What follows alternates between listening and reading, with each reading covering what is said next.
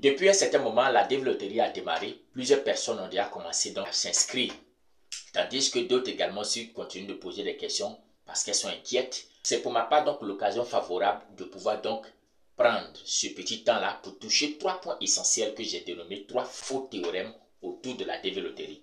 Pourquoi est-ce que je parle de 3 faux théorèmes? C'est parce qu'au fur et à mesure que nous connaissons la développerie, au fur et à mesure que nous avons les informations, nous nous rendons compte que beaucoup de mythes se créent malheureusement autour de ce jeu pourtant simple et qui malheureusement encore amène beaucoup de candidats à prendre des mauvaises décisions, à faire des mauvais choix.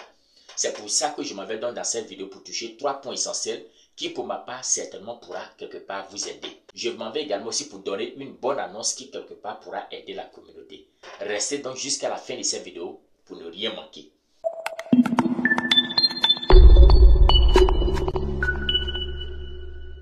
Shalom, shalom, moi c'est le frère Joël Commerce, c'est avec un réel plaisir d'être avec vous sur cette chaîne Dieu dans nos affaires. Sur cette chaîne, nous encourageons tout le monde à ne pas avoir peur d'investir dans sa vie. Touchons de façon spécifique le cas de la développerie, l'immigration dans sa généralité, l'insertion aux États-Unis, mais aussi en passant la citoyenneté. La particularité de notre chaîne, c'est que nous encourageons tout le monde, tous ceux qui investissent dans leur vie, de mettre l'intérêt de Dieu dans tout ce qu'ils font. Et ils verront la main de Dieu. C'est pourquoi sur cette chaîne, il y a des vidéos qui touchent le côté spirituel et qui montrent comment impliquer Dieu dans nos affaires. Allez-y regarder ces vidéos, ça va apporter des déblocages véritables. Si cette thématique est la bienvenue, je vous demande une seule chose, c'est de vous abonner à notre chaîne, de venir avec nous et je suis sûr que nous allons aller loin. Que Dieu nous bénisse. Voilà, donc comme je le disais aujourd'hui, nous allons toucher 3 points essentiels que j'ai dénommés 3 faux théorèmes autour de la développerie. Mais avant toutefois donc de rentrer dans le vif du sujet, la première annonce pour dire que nous continuons toujours les inscriptions. Nous avons fait l'effort également aussi pour de respecter nos principes et de pouvoir donc faire de très bonnes inscriptions pour pouvoir aider la communauté. Donc si toi également aussi tu ne souhaites pas prendre le risque de t'inscrire toi-même et que tu souhaiterais effectivement donc que nous puissions t'aider, alors vous partez dans la barre de description, il y a tous les liens nécessaires pour pouvoir entrer en contact avec nous. Utilisez ces liens-là, c'est à partir de ces liens que vous pouvez entrer en contact avec nous pour pouvoir vous inscrire. Que Dieu vous bénisse. Donc comme j'étais en train de le dire, nous allons toucher 3 points essentiels, 3 faux théorèmes autour de la développerie. Le premier élément, c'est le fait que plusieurs personnes ont souvent tendance à véhiculer que la développerie, la sélection et même l'obtention du visa est favorable à ceux qui sont mariés, de sorte que ces personnes qui devaient s'inscrire célibataires, souvent se disent que tiens, je suis avec ma copine, mais attends, je vais sélectionner marié. Et malheureusement, ils inscrivent cela et à leur grande surprise, on leur refuse le visa. Je m'en vais vous dire que cela n'en est rien. Si c'était le cas, les critères de sélection allaient être clairs. Mariez-vous avant de jouer à la développerie. Mais cela n'en est rien. C'est pour dire que les mêmes chances que ceux qui jouent en tant que mariés ont, ce sont les mêmes chances que ceux qui sont célibataires aussi jouent et ils en ont. La seule différence, pourquoi est-ce que beaucoup de personnes émettent ces genres de choses, je m'en vais vous dire que quand quelqu'un est marié, en quoi est-ce que ça lui donne 2 chances? Parce que lui, le monsieur, s'il remplit les conditions, il va s'inscrire. Il va mettre sa femme en dessous de lui. Mais la femme également aussi, si elle remplissait les conditions, elle aussi elle va s'inscrire et elle va mettre le monsieur aussi en dessous. Et les deux donc obtiennent 2 chances. Parce que si monsieur a été sélectionné, que sa femme n'a pas été sélectionnée, c'est évident qu'il ne va pas chercher à partir seul. Il va donc dire à sa femme, allons-y. Voilà, c'est vice-versa. Donc la femme également aussi, si elle a été sélectionnée, que c'est le monsieur qui n'a pas été sélectionné, donc la femme va donc décider d'aller avec son mari. Du coup, ça leur donne 2 chances. C'est en ce sens-là qu'on dit que quand des personnes sont en couple, ça leur donne un avantage de sélection. Mais si vous savez même que étant célibataire, je peux aussi avoir ces 2 chances également aussi. Comment? Par exemple, un célibataire qui vit avec sa copine, qui vit avec sa concubine ou qui vit avec, par exemple, son fiancé ou sa fiancée. Mais si les deux aussi remplissent les critères, les deux ne sont pas obligés de se superposer dans l'inscription. C'est-à-dire, monsieur qui est le célibataire va également aussi s'inscrire seul, madame aussi célibataire va s'inscrire seule.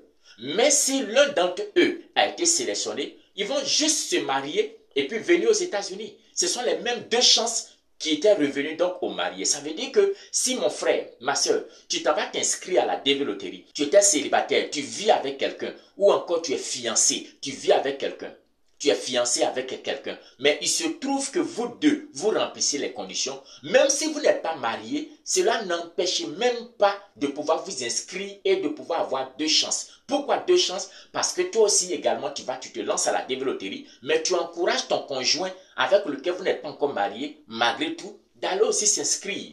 Et lorsque vous deux, vous irez donc vous inscrire, et que l'un parmi vous sera sélectionné au soir du mois de mai, alors immédiatement vous vous mettrez ensemble, vous vous mariez simplement et puis vous partez aux États-Unis.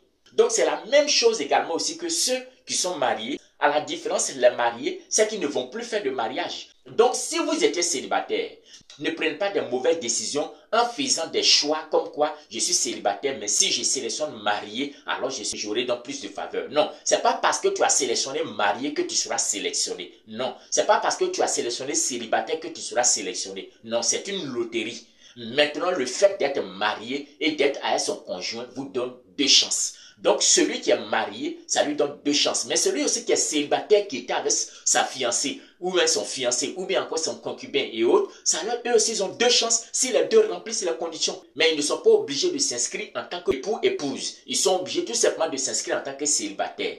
Et quand ils seront donc sélectionnés, ils vont, comme je viens de le dire, se marier et partir aux États-Unis. Donc, en d'autres termes, il n'y a pas une particularité pour ceux qui sont mariés, il n'y a pas une particularité pour ceux qui sont célibataires. Nous tous, nous avons les mêmes chances dans la développerie. Voilà, donc restez serein, inscrivez-vous correctement donc à la développerie. Le deuxième théorème encore, qui également amène plusieurs personnes à faire des mauvais choix, c'est que plusieurs personnes racontent autour de la développerie que plus tu as un niveau intellectuel élevé, plus tu as des diplômes élevés, ou bien tu as des expériences très élevées, alors tu as plus de chances d'être sélectionné. Lorsque on pose ces questions dans la développerie pour savoir quel est ton niveau le plus élevé, c'est pour permettre déjà même à l'officier consulaire de savoir qui est en face de lui. C'est pour ça qu'il demande. En fait, c'est pour mieux connaître ces personnes et c'est pour pouvoir aussi mieux se positionner lorsqu'ils seront en train de faire leur interview. Sinon, la seule chose qu'il demande, c'est rien d'autre que le bac.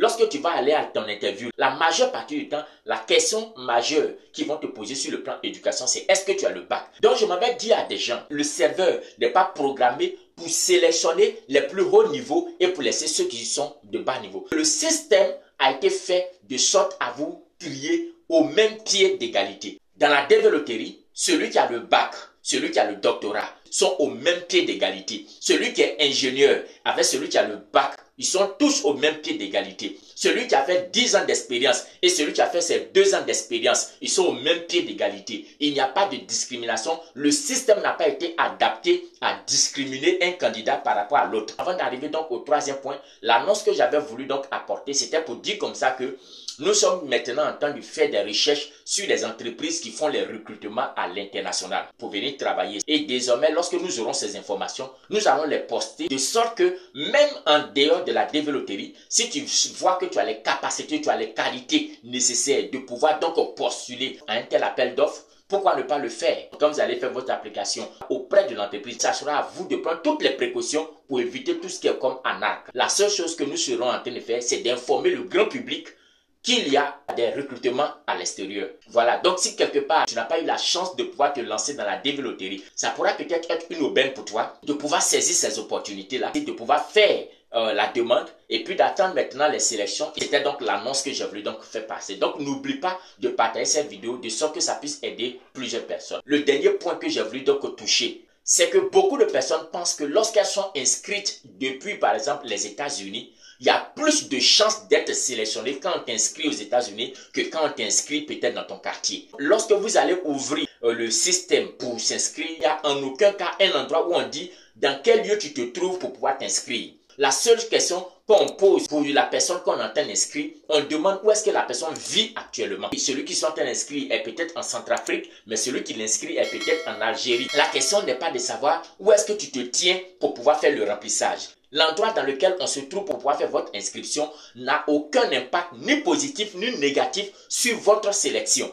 Qu'est-ce qui vient de particulier dans le lieu d'enregistrement? Lorsque tu t'enregistres dans un endroit, alors tu dois savoir que si tu t'es enregistré auprès de quelqu'un qui connaît, qui maîtrise réellement son domaine, il pourra mieux faire une bonne inscription. Il y a des personnes par exemple qui m'ont envoyé leurs photos. qui ne remplissaient pas les conditions.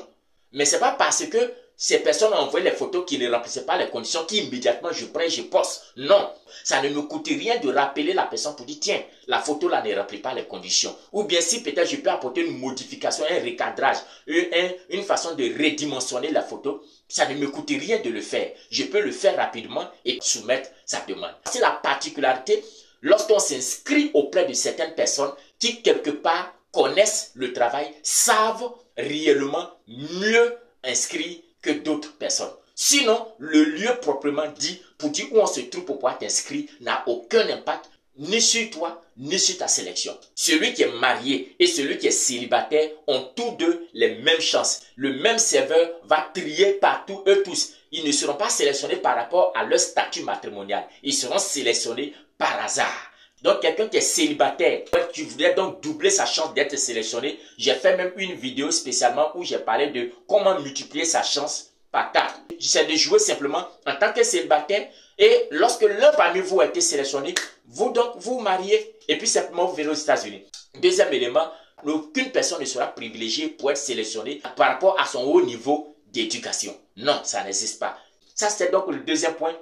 Et le dernier point, comme je viens de le dire, c'est juste de vous encourager pour vous dire que le lieu où on se tient pour pouvoir vous inscrire n'a aucun impact ni positif ni négatif sur votre inscription. Ce qui a un impact, c'est la façon dont on vous inscrit. Si on vous inscrit bien, cela va avoir un impact. Si on vous inscrit mal, cela va avoir un impact négatif. Donc, c'est ce qui est important donc de savoir. Lorsque je suis en train de remplir et que je fais des erreurs et autres, dans le remplissage, cela va avoir donc un impact sur vous. Donc voilà un peu les quelques éléments que j'ai voulu donc toucher. N'oubliez surtout pas donc de partager la vidéo pour toutes ces personnes qui sont en train de s'inscrire, mais également encore pour par-dessus tout, n'oubliez pas, nous continuons de faire les inscriptions, contactez-nous et puis donc voilà, à la prochaine.